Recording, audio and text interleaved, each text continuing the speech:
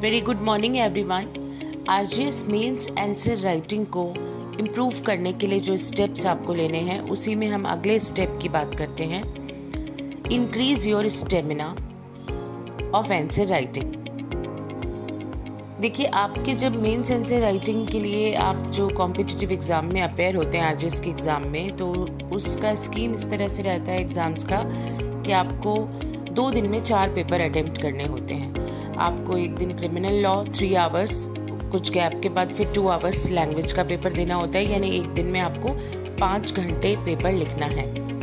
Next day भी, second day भी आपको यही 3 घंटे आप सिविल लॉ का पेपर देंगे, उसके साथ आप एक लैंग्वेज पेपर, हिंदी पेपर देंगे कुछ गैप के बाद, जो 2 आवर्स का रहेगा।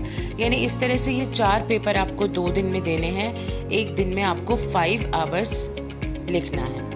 अब जो लोग भी आंसर राइटिंग की प्रिपरेशन प्रज्ञा में कर रहे हैं, प्रज्ञा का जो आरजीएस मेंस आंसर राइटिंग का कोर्स जिन्होंने ले रखा है, या जो अपनी सेल्फ प्रिपरेशन कर रहे हैं, या कहीं से भी आप और अपनी प्रिपरेशन कर रहे हैं, तो आंसर राइटिंग के लिए आपको क्या करना है, सिर्फ इतना ध्यान नहीं देना है कि मैंने आज ये 1.5 आवर का पेपर लिखा है, मैंने 1 आवर लिखा है, तो इट्स इनफ। आपको क्या करना पड़ेगा कि आपको ये प्रैक्टिस करनी पड़ेगी कि क्या मैं एक दिन में 5 घंटा लिख सकती हूँ, 5 आवर्स का मेरा स्टेमिना है लिखने का।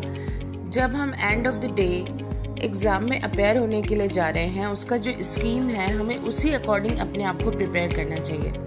आपको जो भी एग्ज़ाम्स अटेम्प्ट करने हैं, सपोज़ आप कोचिंग में जो पेपर अटेम्प्ट कर रहे हैं, सेल्फ प्रिपरेशन से कर रहे हैं, आप जब भी पेपर का टाइम निकालें 10 डेज़ 1 वीक में, तो उसके लिए आपको एक दिन में 5 आवर्स देने ही हैं।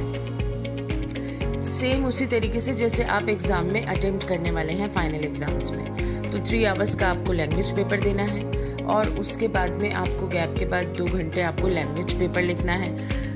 तो ये 5 आवर्स आप राइटिंग की प्रैक्टिस ज़रूर करें स्टेमिना बढ़ाने के लिए, क्योंकि होता ये है कि हम पार्टली तो हम 1 घंटा 2 घंटा हम आंसर राइटिंग कर लेते हैं, उसमें इम्प्रूवमेंट और प्रेजेंटेशन का इम्प्रूवमेंट भी करने की कोशिश करते हैं, बेहतरीन कंटेंट प्रेजेंटेशन सब पे हम ध्यान दे के काम करते हैं।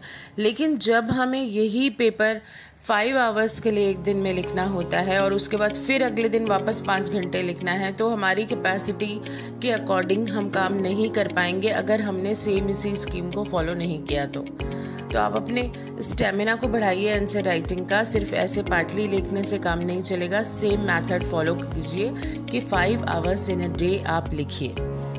इस तरह से आपको एग्ज़ाम में बिल्कुल भी थकावट महसूस नहीं होगी, आप यूज्ड टू हो जाएंगे उस मेथड को फॉलो करने के लिए, और आपको एग्ज़ाम में जो लास्ट क्वेश्चन भी आप अटेम्प्ट करेंगे तो आपको कोई परेशानी नहीं आएगी अगर आपने इस प्रैक्टिस को जारी रखा। Thank you so much.